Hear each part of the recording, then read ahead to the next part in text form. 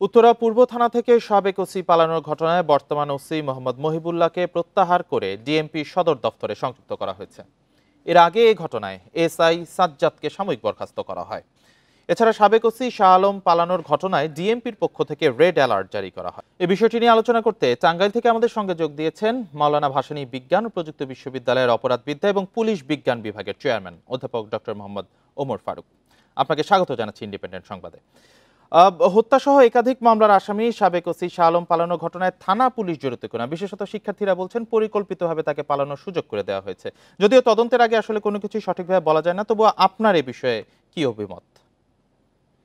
আসলে সবাইকে ধন্যবাদ। এই বিষয় সম্পর্কে আমার যে অভিমত এবং আহ, ছাত্ররা যে বিক্ষোভটি প্রদর্শন করেছে, এটা অত্যন্ত, আমি মনে করি যে পুলিশের প্রতি যে আস্থাটা আমরা আহ, যে শূন্যের কোঠায় চলে গেছিল, এটা আমরা উত্তরণ করার যে চেষ্টা করছি এই ঘটনার মধ্যে দিয়ে এটা এক ধাপ একটু আমাদের পিছিয়ে দিল। এবং এই জায়গা থেকে একটা থানা থেকে সাবেক একজন ওসি পালিয়ে যাওয়ার ঘটনা, এটা একটা পুলিশ বাহিনীর কাছে খুব ভালো বার্তা দেয় না, এবং নাগরিক জীবনের কাছে আমরাও কিন্তু একটা মানে সুখকর মনে করি না। এই ধরনের বিষয়ে অবশ্যই একটা তাদের ভিতরের যে তাদের ট্রান্সপারেন্সি, অ্যাকাউন্টেবিলিটি, এই জায়গার যথেষ্ট পরিমাণ ঘাটতি রয়েছে। এবং এই ঘাটতি থাকার ফলে যে আমরা পুলিশ তদন্ত কমিশন বলি বলি অন্যান্য যত কথাই বলি না কেন, পুলিশ যদি যুগ সাদৃশ্যে এই কাজগুলি এখনো করতে থাকে, তাহলে মানুষের আস্থার জায়গাটা কোথায় ফিরে পাবে? এটা নাগরিক জীবন সুরক্ষা কখনো দিতে পারবে বলে আমার মনে হয় না। পাশাপাশি এই পুলিশের দুঃসাহসিক যে কাজটা হয়েছে এক থানা থেকে সাবেক ওসি পালিয়ে যাওয়া, এটা অত্যন্ত দুঃখজনক। এবং এটার জন্য এই যদি কঠোর একটা ব্যবস্থা এই মুহূর্তে থেকে না নেওয়া হয়, তাহলে কিন্তু এই ঘটনাগুলি পরিক্রমায় পরবর্তীতে আরো বড় ধরনের ঘটনা ঘটবে। এমনি পুলিশ বাহিনীর উপর মানুষের অনেক ধরনের এ, উম, ধারণা আছে, যে ধারণা নেতিবাচক ধারণাগুলি, সেই ধারণাগুলি আরো বেশি পরিমাণ নেতিবাচক হবে। এটা জনজীবনের কোনো আস্থা অথবা ট্রাস্টের যে ক্রাইসিসটা, সেটা আরো বেশি ত্বরান্বিত করবে। অতএব প্রফেশনালিজমের জায়গা থেকে, পেশাদারিত্বের জায়গা থেকে এটা অত্যন্ত আমরা নিন্দনীয় একটা কাজ।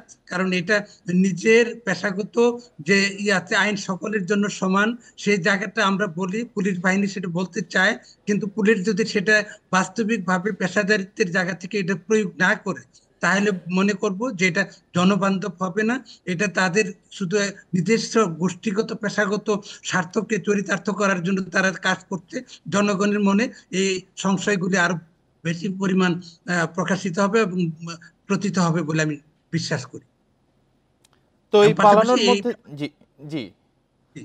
এই ব্যাপারে আমি মনে করি সুষ্ঠু তদন্ত এবং দ্রুত সময়ের মধ্যে যে ওসি সাবেক ওসি পালিয়ে গেছে তার যদি গ্রেপ্তারের আওতায় না আনা হয়, এবং দ্রুত যে একজন নাগরিক হিসাবে, ওনার অপরাধী হিসাবে তাকে যদি আমরা যে আইনগত বিধি মোতাবেক ব্যবস্থা এই মুহূর্তে যদি আমরা না নিই, তাহলে কিন্তু এটা আমাদের জন্য খুব ভালো কিছু বার্তা বহন করবে বলে আমি মনে করি না। এবং এই মুহূর্তে একটা প্রয়োজনীয় এবং দ্রুত পদক্ষেপ দ্রুত সময়ের মধ্যে নেওয়া উচিত। এটা কালক্ষেপণ করলে এটা আরো দীর্ঘায়িত হবে, জনমনের সংশয় আরো বেশি ত্বরান্বিত করবে বলে আমি মনে করি। যে একটি সুষ্ঠু তদন্ত এবং দ্রুত ব্যবস্থা নেওয়া উচিত। তো সেক্ষেত্রে পালানোর মধ্যে দিয়ে কিন্তু পুলিশ বাহিনী বিশৃঙ্খলা বিষয়টি আবারও অনেকটা সামনে চলে এসেছে। সেক্ষেত্রে আসলে পুলিশ বাহিনী কতটুকু সংগঠিত হয়েছে বা হচ্ছে বলে আপনি মনে করেন, বা কি ধরনের পদক্ষেপ বা ব্যবস্থা তাদের নেওয়া উচিত এই মুহূর্তে পেশাদারিত্বের জায়গা থেকে? পেশাদারিত্বের জায়গা থেকে যে পুলিশের আগে যে অতীতের কর্মকাণ্ডগুলি আছে, সেগুলি তাদেরকে বুঝতে হবে যে তাদের কোন জায়গাতে তাদের এই সমস্যাগুলি হয়েছে।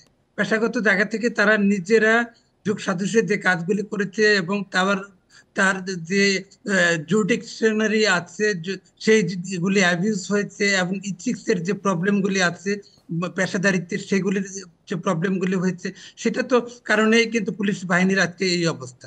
এবং যার ফলে যে পুলিশের মধ্যে যে তাদের নিজস্ব বাহিনী, আগেও তারা নিজেরা নিজেদেরকে প্রটেক্ট করতো এবং অর্গানাইজ ওয়েতে যে সমস্ত পুলিশ বাহিনী যে সমস্ত অন্যায় এবং অপরাধের সাথে জড়িত ছিল, সেই ঘটনার পরিক্রমাগুলি কিন্তু এখনো রয়ে গেছে। যার ফলে আমরা মনে করছি পুলিশের ভিতরে একটা ব্যাপক রদবদলও কিন্তু এই মুহূর্তে দরকার।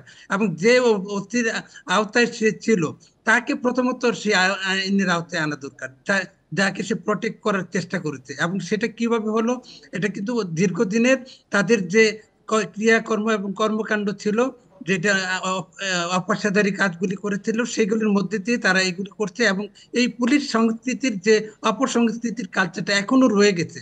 অর্থাৎ তাদের বিহেভিয়ার, মনোভাব, এগুলো যদি উন্নতি না হয়, এবং এদের যদি প্রণোদনা যথেষ্ট পরিমাণে আছে, কিন্তু তার মনোবৃত্তি এবং ব্যবহার এবং তাদের পেশাদারিত্বের এই জায়গাগুলি একা মানে জবাবদিহিতার মধ্যে এবং স্বচ্ছতার ভিত্তিতে যদি আমরা করতে পারি, তাহলে সেটা হতে পারে। এবং আইনগত পদক্ষেপগুলি দ্রুত সময়ের মধ্যে নেওয়া উচিত বলে আমি মনে করি। জি, বাংলাদেশ পুলিশ দ্রুতই সুসংগঠিত হবে, এটি সব স্তরের মানুষের আশা। ডক্টর মোহাম্মদ ওমর ফারুক আমাদের সাথে যুক্ত হওয়ার জন্য আপনাকে অসংখ্য ধন্যবাদ।